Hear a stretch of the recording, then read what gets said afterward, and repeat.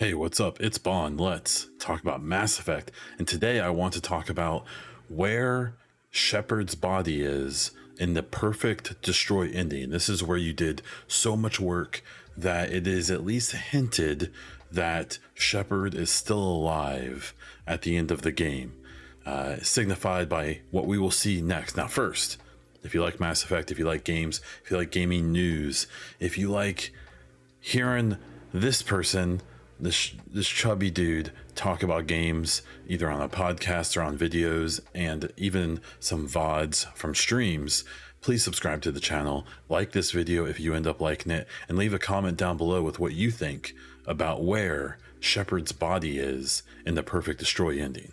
So I am going to switch over to that footage, wonderfully narrated by my daughter.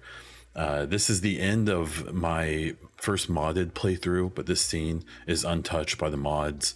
And I want to show the scene really quickly, and she's very cute.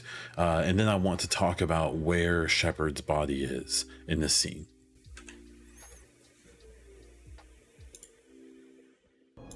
Is Commander Shepard still alive? It's weird that people think that this isn't the Citadel. Like, it clearly is. But I've seen people be like, what planet is he on? Or she? I see something. There's the... Okay, so that is my very adorable daughter. Seeing the potential tease of Shepard still being alive, I will go back a little bit and turn off the sound. And so I've always found that there's discourse about this to be really interesting, because to me, as someone who is happy to admit that I'm fairly biased on things, it just so clearly seems to be, just on the Citadel, as you hear me say in that clip. To me, it just so obviously appears to be on the Citadel. So if we look around, we see what I notice is, I believe here in the background, here in a moment,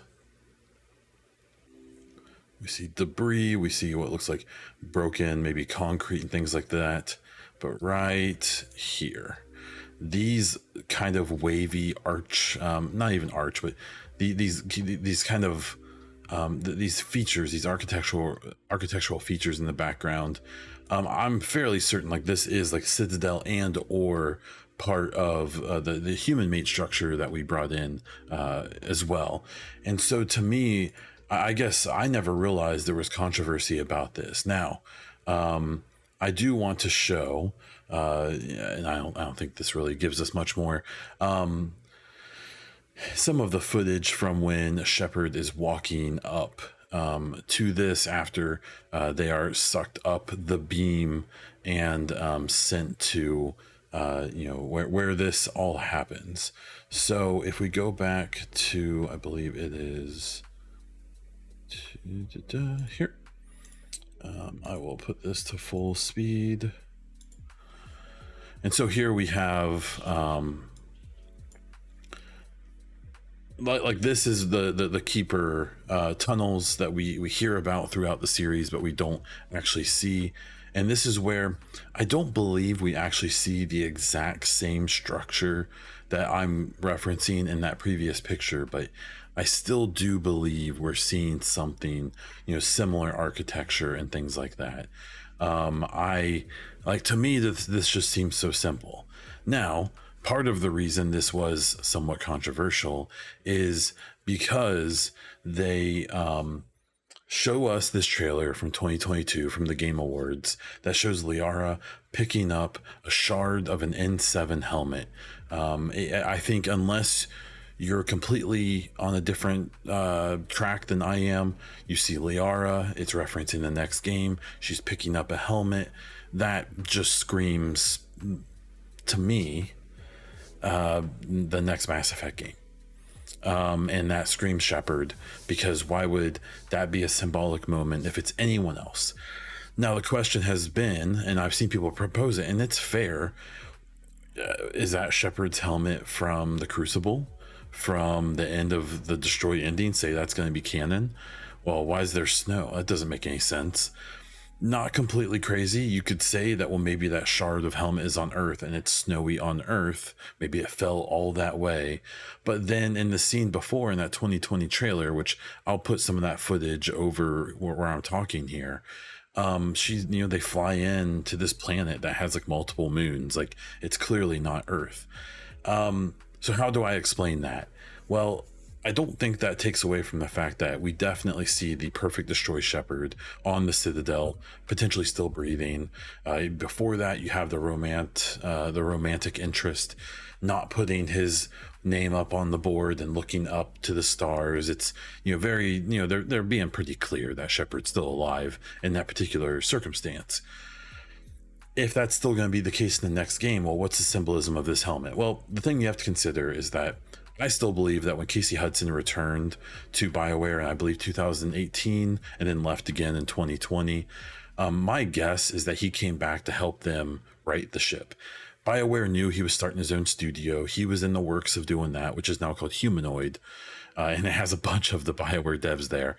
And my guess is that he helped them set, like the broad strokes of where the franchise was going to go moving forward. So when they made that trailer in 2020, it was, that's 2 years before they hired Mary DeMarley, who's now the narrative director.